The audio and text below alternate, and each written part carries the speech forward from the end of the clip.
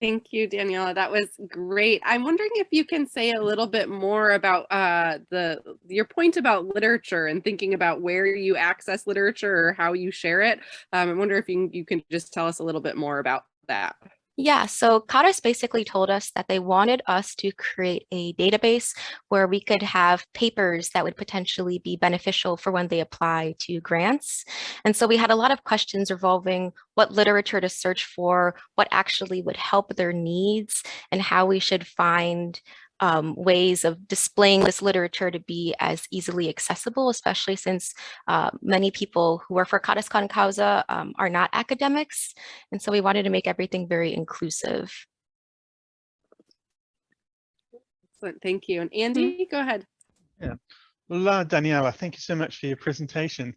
I'm wondering if you could comment on where you see sort of the sustainability of the product or tool that you referred to, the potential longevity. I know that's an issue for many of us with stakeholder work. I'm just curious where things are at and what you see it.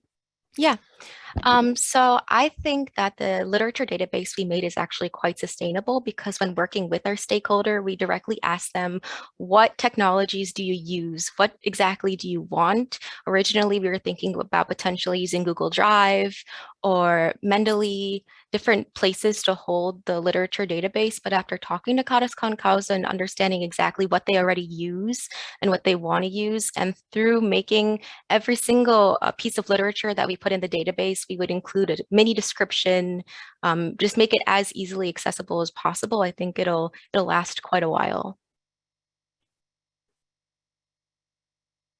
And I have hopefully a quick question.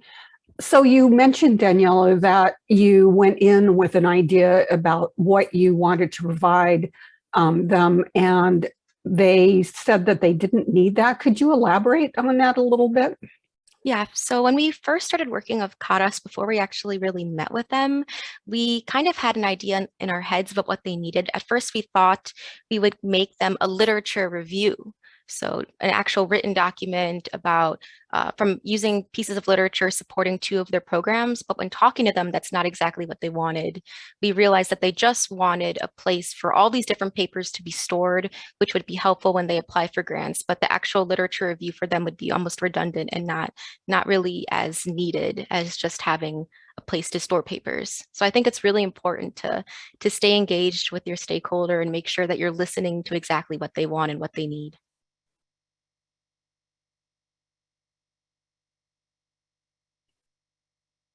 Thank you, Daniela. That was great. Andy, I just want to check in and see if you have a hand raised again, if you have a follow-up. Actually, I forgot to lower it, which I'm doing now, but actually I did, and that is, so there's the ability for the stakeholder group to continue to update the Zotero, because obviously it would be preferable for them to keep it alive rather than having to come back to someone else. So that's on over to them now, right? Yes, and we even created a little short how-to tutorial document for them as well, just to make sure that if they don't have access to any of us, they can still figure out everything on their own. That was really important to us. Nice, thank you. Yeah, thank you.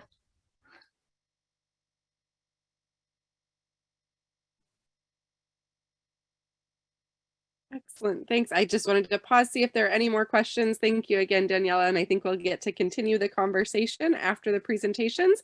But Jess, I'm going to turn it over to your presentation, which my understanding is already recorded. So Kinsey, if you can figure that out on your end, that would be great.